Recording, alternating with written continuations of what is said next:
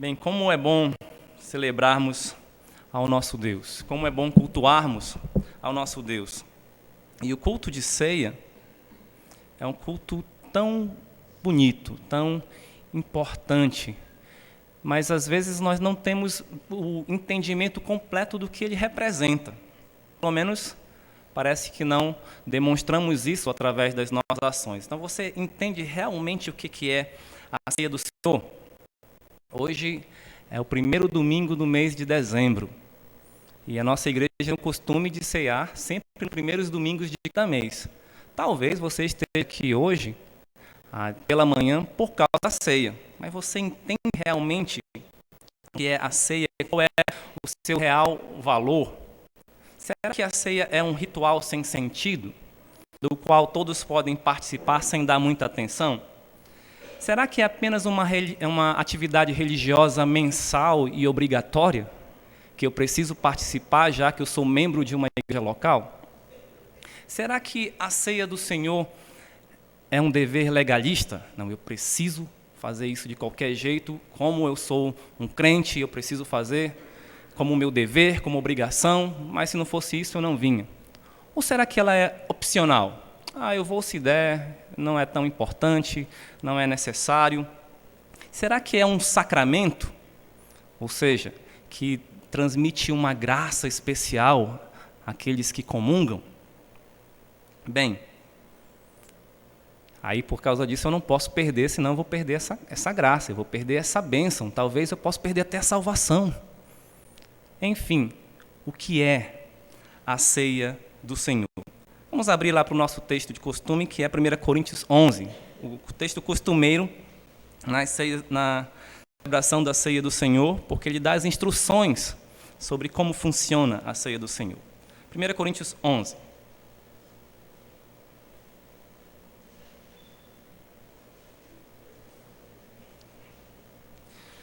Vamos começar a ler a partir do verso 17. 1 Coríntios 11, 17 em diante diz assim: Nisto, porém, que vos prescrevo, não vos louvo, porquanto vos ajuntais não para melhor, e sim para pior. Porque antes de tudo estou informado haver divisões entre vós, quando vos reunis na igreja. E eu em parte o creio, porque até mesmo importa que haja partidos entre vós, para que também os aprovados se tornem conhecidos em vosso meio. Quando, pois, vos reunis no mesmo lugar, não é a ceia do Senhor que comeis. Vamos orar.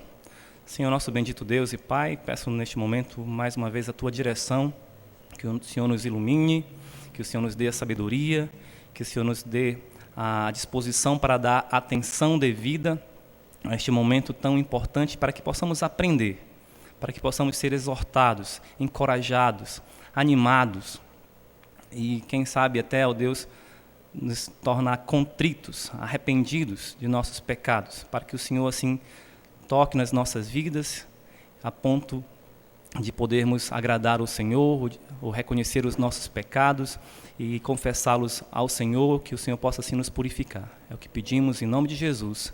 Amém. Veja então que Paulo chegou a dizer àqueles crentes da igreja de Corinto, no final do versículo 20, não é a ceia do Senhor que comeis. Logo ele estava dizendo, vocês não estão ceando do modo correto. Vocês não estão fazendo o que é correto. Isso que vocês estão fazendo não é a ceia do Senhor. Então nossa lição, devemos celebrar a ceia do Senhor corretamente.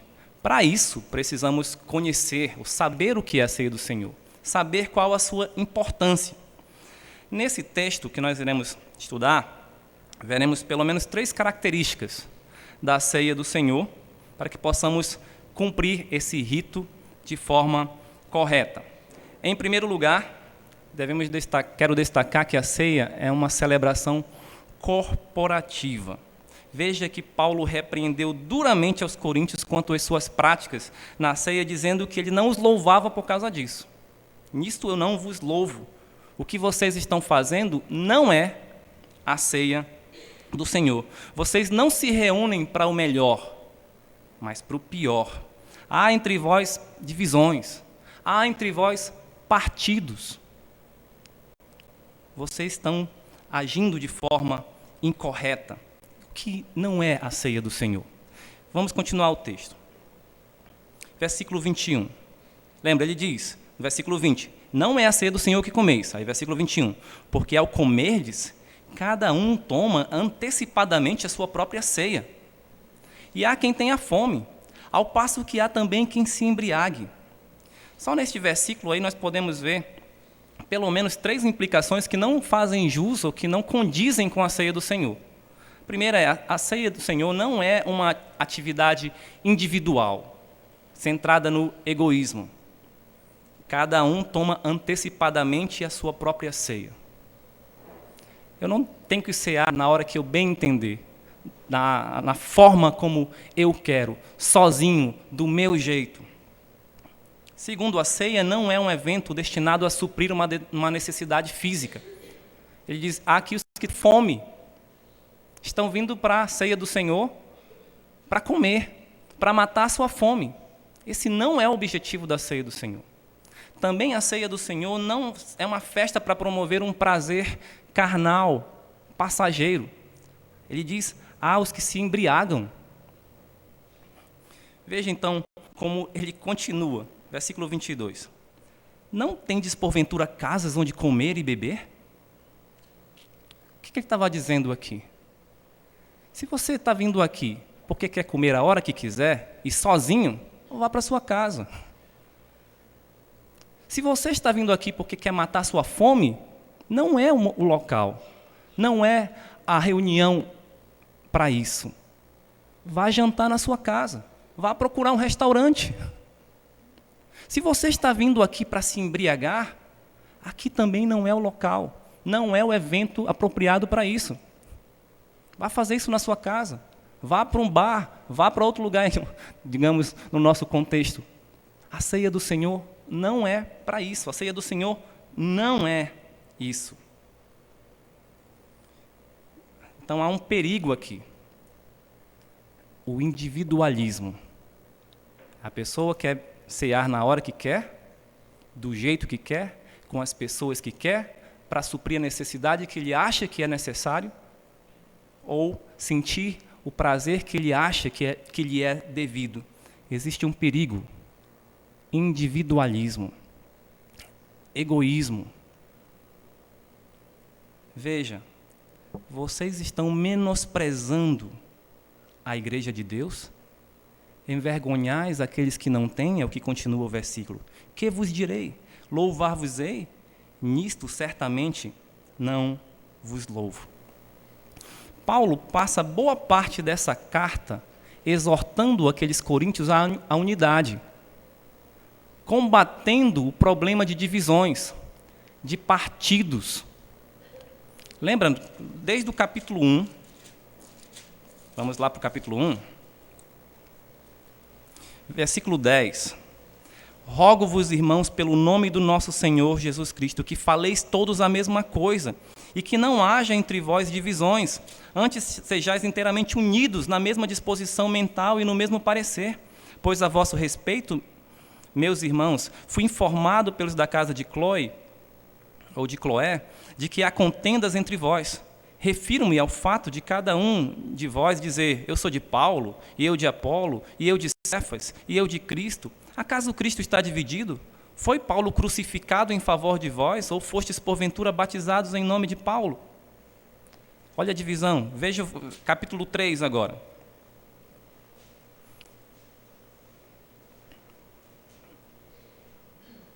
Capítulo 3. Eu, porém, irmãos, não vos pude falar como a espirituais, e sim como a carnais, como a crianças em Cristo. Leite vos dei de beber, não vos dei alimento sólido, porque ainda não podia suportá-lo, nem ainda agora podeis, porque ainda sois carnais. Porquanto, havendo entre vós ciúmes e contendas, não é assim que sois carnais e andais segundo o homem? Veja para frente também, capítulo 6, vai falar sobre litígios. Vamos a partir do verso 7. O só existir entre vós demandas já é completa derrota para vós outros. Por que não sofreis antes a injustiça? Por que não sofreis antes o dano? Mas vós mesmos fazeis injustiça e fazeis o dano, isto aos próprios irmãos. Ou não sabeis que os injustos não herdarão o reino de Deus? Não vos enganeis, nem impuros, nem idólatras, nem adúlteros, nem efeminados, nem sodomitas, nem ladrões, nem avarentos, nem bêbados, nem maldizentes, nem roubadores herdarão o reino de Deus. Tais fostes vós, mas os lavastes, fostes santificados, mas fostes justificados em nome do Senhor Jesus Cristo e no Espírito do nosso Deus. Então, esses irmãos aqui estavam levando seus casos, problemas, né, de relacionamento ou problemas de negócios entre os irmãos para os incrédulos, para os tribunais. Então, Paulo está combatendo isso desde o princípio da carta, e aqui, mais uma vez, ele diz: a ceia do Senhor não é para isso. Não é para buscar os seus próprios interesses. Não é para demonstrar falta de amor. A ceia do Senhor, na época da igreja primitiva, era chamada de refeição de ágape, ou a refeição do amor. Mas, infelizmente, não era o que estava sendo demonstrado na igreja de Corinto. Apenas uma demonstração de falta de amor e de desunião. O individualismo despreza o corporativismo. Por que tenho que esperar por alguém? Por que me preocupar com o outro? Se ele não tem, o problema é dele. Cada um cuida da sua vida. Esses pensamentos e atitudes estão muito presentes nos dias atuais, mesmo entre os crentes. O sistema mundano secularista promove o individualismo, promove o egoísmo, o egocentrismo, a privatização de si mesmo. Como nós somos influenciados por isso? Analise os seus pensamentos e suas ações nos cultos, especialmente na ceia do Senhor. Você tem patente em sua mente um senso de pertencimento a um corpo, cujos membros são totalmente interdependentes uns dos outros e juntos têm o privilégio de adorar a Deus? Ou você se sente só mais um num grande grupo de pessoas e que você não precisa se relacionar com nenhum deles? Num caso como este, se você estivesse na internet, numa rede social, como você se comportaria? Eu vou bloquear aquela amizade. Não me interessa. Eu vou mudar de página. Eu vou sair do grupo. Eu vou procurar uma outra página. Não me interessa isso. Se você estivesse assistindo televisão, você estaria mudando de canal. Isso não me interessa. Mudo. Isso não me interessa. Isso aqui me chama atenção. Acabou a atenção, vou para outro. Se você estivesse num jantar na sua casa com a sua família, se a conversa não tivesse te agradando, você sairia. Se você tivesse um outro motivo qualquer, você iria para o seu quarto, almoçar, jantar no quarto, jantar na sala, na varanda, ou em outro qualquer lugar, por qualquer motivo.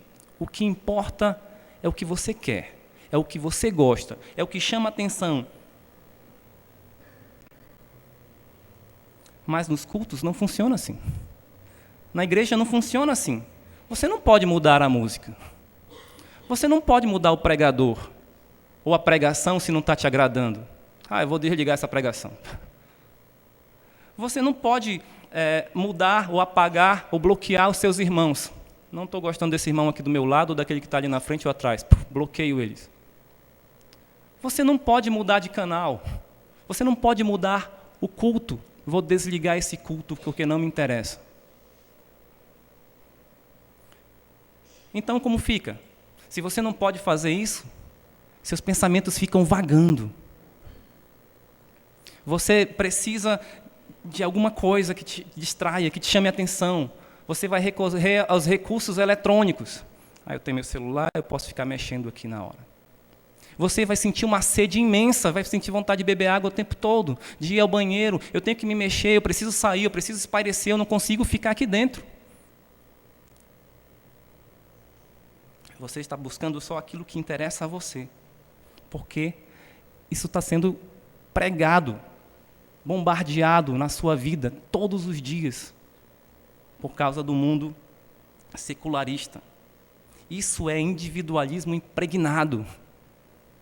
A ceia do Senhor, por outro lado, não é individualismo, é comunhão. A ceia do Senhor é uma celebração corporativa, chamada de comunhão. Os crentes da igreja local devem se reunir no mesmo lugar. É o que é dito até no versículo 21, ou versículo 20. Quando, pois, vos reunis no mesmo lugar, não é a ceia do Senhor que comeis, mas a ceia do Senhor devia ser no mesmo lugar, juntos, reunidos. Também deveriam comer juntos, não antecipadamente. Devia um cuidar do outro e não desprezar o outro. É uma comunhão. Veja o capítulo 10. Capítulo 10, versículo 16.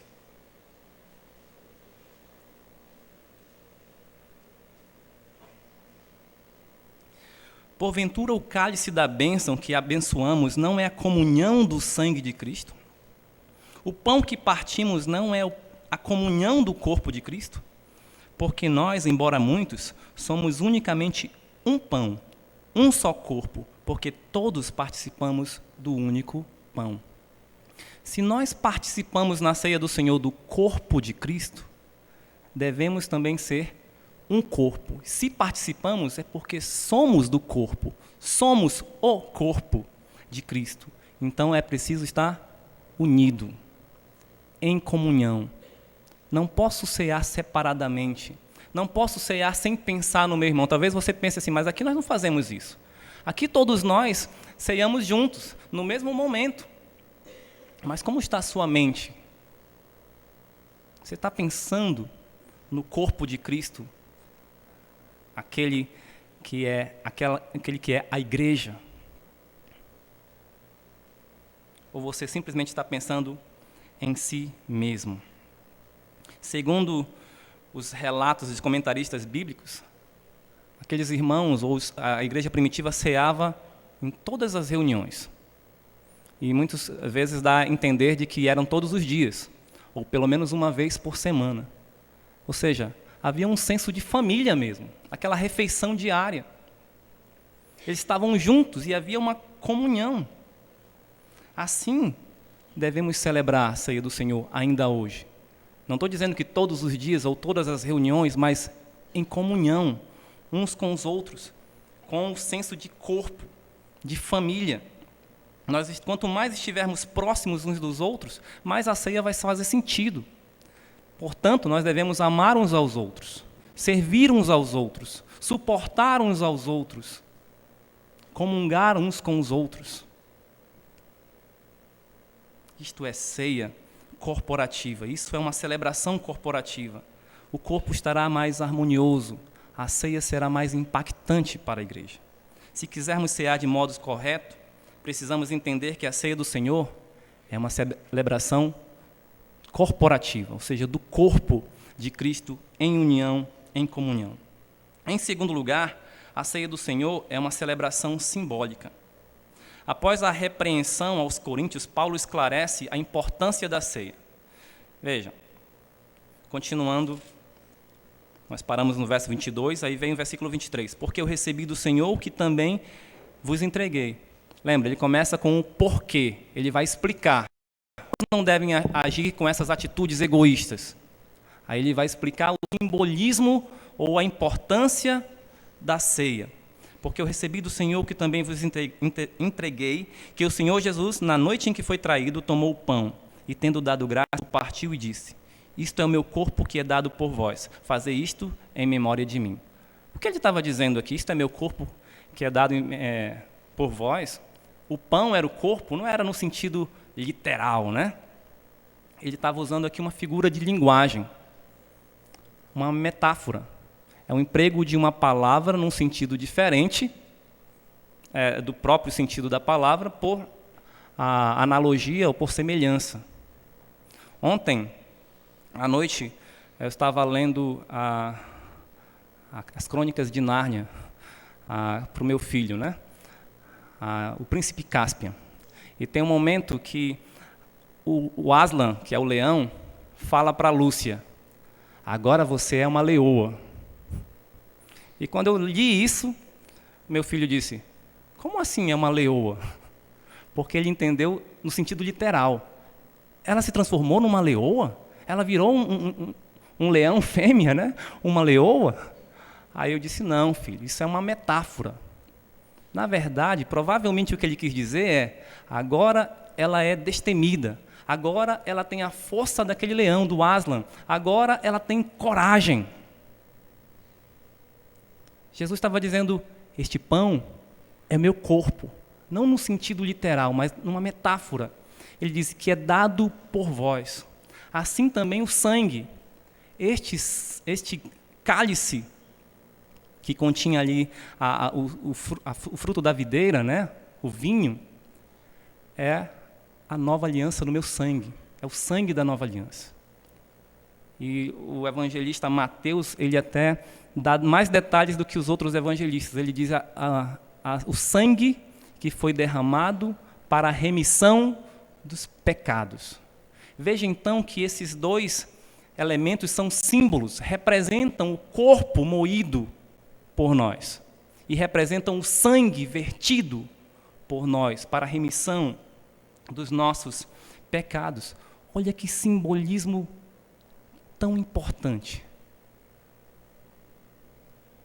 A ceia do Senhor representa o sacrifício de Cristo na cruz do Calvário por nós. Ele morreu pela sua igreja. Ele entregou a vida por sua amada igreja. Todas as vezes, aqui está dizendo o versículo 26, todas as vezes que comerdes este pão e beberdes o cálice, anunciais a morte do Senhor até que Ele venha. Claramente está falando então aqui do sacrifício de Cristo. Isso é um símbolo, é uma representação. O sacrifício, aliás, a ceia do Senhor anuncia tanto o sacrifício de Cristo quanto a esperança da sua vinda. Nós devemos cear até que Ele venha. Por isso Jesus ordenou, fazer isto em memória de mim. Qual o objetivo de um rito simbólico? Deus sempre utilizou simbolismos ou ritos analógicos para fixar verdades na mente do seu povo. Sempre. Veja os sacrifícios, as festas, os utensílios do tabernáculo, do templo. Tudo isso representava algo, principalmente retratando sobre algum aspecto do Senhor Jesus Cristo. E lá em Êxodo 13, de 1 a 10, que é logo depois da instituição da Páscoa, ele vai falar sobre a consagração dos primogênitos. Eu não quero ler o texto que é grande, mas ele diz assim, vocês devem guardar, estou parafraseando, guardem esse rito para que, como memorial, para que a lei do Senhor esteja na vossa boca. Esse era o objetivo daquele memorial, daquele rito. Representava uma verdade importante que devia estar sempre na mente e nos lábios do povo de Deus. Assim, os ritos mexem conosco, ensinam a nós, nos exortam, nos relembram verdades importantes. E hoje nós temos ritos também. Qual o rito que será realizado hoje? A ceia do Senhor. Temos o rito do batismo. E posso dizer até que os cultos representam também algo. No caso da ceia do Senhor, é um rito que mexe com todos os nossos sentidos. Se você tiver todos os seus sentidos aguçados, não é? Você vê, você toca, né, tato. Você pode até sentir o cheiro, por isso que eu digo se você tiver seu olfato aguçado. Você prova, você sente o sabor, paladar. Veja uma forma tão vívida e singular de ensinar uma verdade tão importante e tão sublime. Você já tinha parado para pensar em tudo isso? Que a ceia do Senhor é um ensino dramático de uma verdade sublime? É tão importante a ceia do Senhor que, conforme lemos nos evangelhos, percebemos que ele falou, eu só beberei novo, esse cálice, no reino de meu Pai, convosco. Parece que no reino haverá a ceia do Senhor. Parece que no reino haverá sacrifícios. Parece que no reino haverá celebração da Páscoa. Conforme lemos em alguns textos, mas isso nós não vamos tratar sobre isso aqui. Estou apenas mostrando que a ceia é uma celebração simbólica que expressa o gracioso Evangelho de Cristo, o qual foi nos dado não somente para a nossa salvação, mas igualmente para a nossa santificação. Ou seja, aqui, o que nós estamos fazendo é um processo também de santificação, adoração e santificação. Podemos aprender, podemos fortalecer a nossa fé através desse rito. Quando você faz com coração sincero, com gratidão, é uma forma de expressar essa gratidão, a fé, a esperança e sua obediência à ordenança que Jesus Cristo deixou para a sua igreja. Como devemos agir, então, em relação à ceia?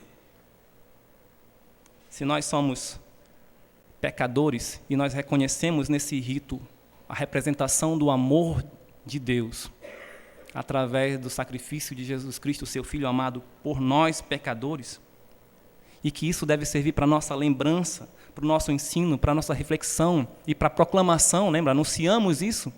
Como devemos reagir? Lembra-se que Paulo estava combatendo os abusos do individualismo na ceia. Portanto, esse valor simbólico aqui mostrava aos coríntios quão absurdas eram aquelas suas práticas egoístas. Veja que Wisby disse, comentando sobre esse texto: é impossível um cristão verdadeiro aproximar-se do Senhor e ao mesmo tempo se manter separado de seus irmãos e irmãs em Cristo. De que maneira podemos lembrar a morte de Jesus Cristo se não amamos uns aos outros?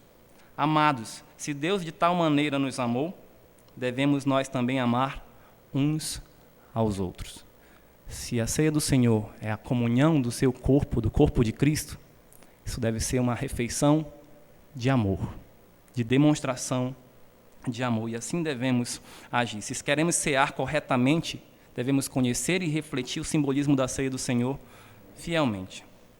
E em terceiro lugar, já vimos que a ceia é uma celebração corporativa, é uma celebração simbólica, mas é também uma celebração solene. Logo depois, versículo 27, Paulo começa com por isso. Ele explica o simbolismo, então ele vai explicar agora o que devemos fazer. Por isso, aquele que comer o pão e beber o cálice do Senhor indignamente será réu do corpo e do sangue do Senhor. Examine-se, pois, o homem a si mesmo, e assim coma do pão e beba do cálice. Pois quem come e bebe sem discernir o corpo, come e bebe juízo para si.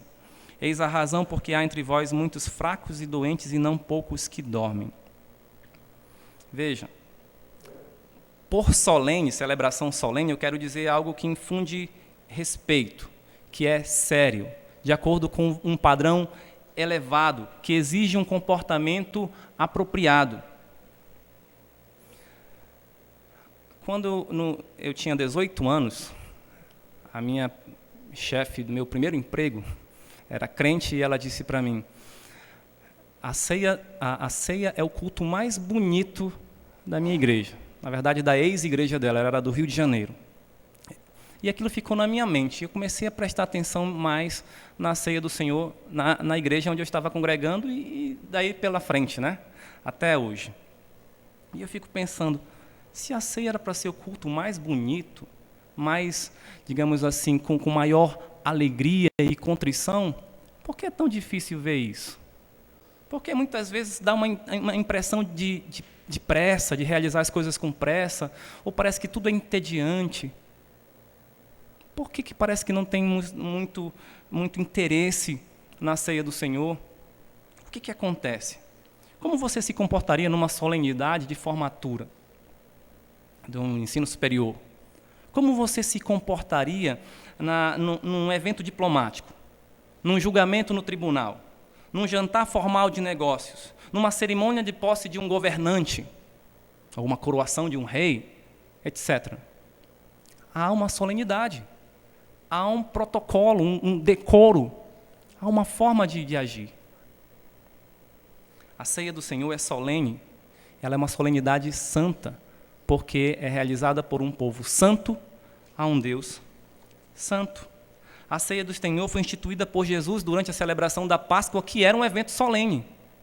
E a ceia do Senhor, assim como a Páscoa também o é, por causa do seu simbolismo e por causa de quem a instituiu, o Senhor Jesus Cristo. Por isso Paulo começa com por isso. Então, nessa explicação, eu quero me deter na palavra indignamente. O que é cear indignamente? Observe que Paulo não disse comer o pão e beber o cálice do Senhor sendo indigno, ou seja, um adjetivo. Ele não disse isso, ele disse indignamente, um advérbio de modo. O que é cear indignamente? Alguém pode dizer, cear indignamente é cear tendo pecado. Aí eu pergunto, será que alguém pode cear sem pecado sempre? Então outra pessoa pode dizer, não, cear indignamente é alguém que tem pecados grandiosos, escandalosos, não confessados. E aí está incluído os irmãos que estão em disciplina eclesiástica ou pessoas que estão excluídas do rol de membros. Sim, mas e se alguém está sem um pecado escandaloso, a seu ver, mas guarda um rancor de algum irmão? Se ele não vem para o culto da ceia do Senhor e não participa com interesse, com desejo, com alegria? E se essa pessoa, na verdade, está pensando em receber uma graça especial? Se essa pessoa vem mais com um propósito legalista? Tudo isso é cear indignamente. Lembremos o contexto. Paulo está citando uns pecados aqui de divisão, de menosprezo para com outros irmãos, individualismo. Ele não citou fornicação, não citou adultério, não citou assassinato, roubo, embora todas essas coisas impediriam alguém de cear na igreja. Talvez o pecado mais escandaloso aqui seria a embriaguez. Só que o interessante é que essa embriaguez era na hora da ceia. Não era que a pessoa era embriagada antes, era na hora da ceia. Eu creio que, de acordo com esse contexto, eu posso tirar uma lição. Muitas vezes, aqueles pecados cometidos que menos nós consideramos como pecados, é o que mais faz os crentes cearem indignamente. Pecados como justiça própria, individualismo, egoísmo, indiferença, irreverência, falsa humildade. Ninguém vê isso, mas é o que nos faz cear indignamente. Poderemos cear, mas não de modo correto. Um perigo que ataca a solenidade da ceia é o que o mundo tenta nos colocar como um valor supremo: diversão. Diversão. Todos hoje pensam em diversão. É preciso tudo ser divertido. Meu trabalho tem que ter horas divertidas. A minha folga deve ser divertida. O meu lazer deve ser divertido. Os esportes divertidos. Os meus estudos devem ser divertidos. As minhas crianças, meus filhos devem ter diversão sempre. Para as crianças, a comida tem que ser divertida. Para as crianças, o pijama, os brinquedos, o quarto, as roupas precisam ser divertidas.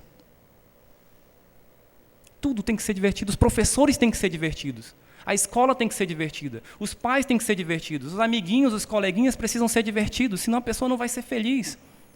E isso passa para a igreja. Quantos pais será que não já chegaram em casa depois da escola dominical e disseram para os seus filhos: se divertiram hoje? A salinha foi legal? Sendo assim, as musiquinhas das crianças precisam ser divertidas. As historinhas precisam ser divertidas. O professor precisa ser divertido. As aulas bíblicas precisam ser divertidas. Os cultos precisam ser divertidos. Porque se as crianças acharem que a igreja é divertida, elas vão gostar da igreja. E, com sorte, serão bons cristãos.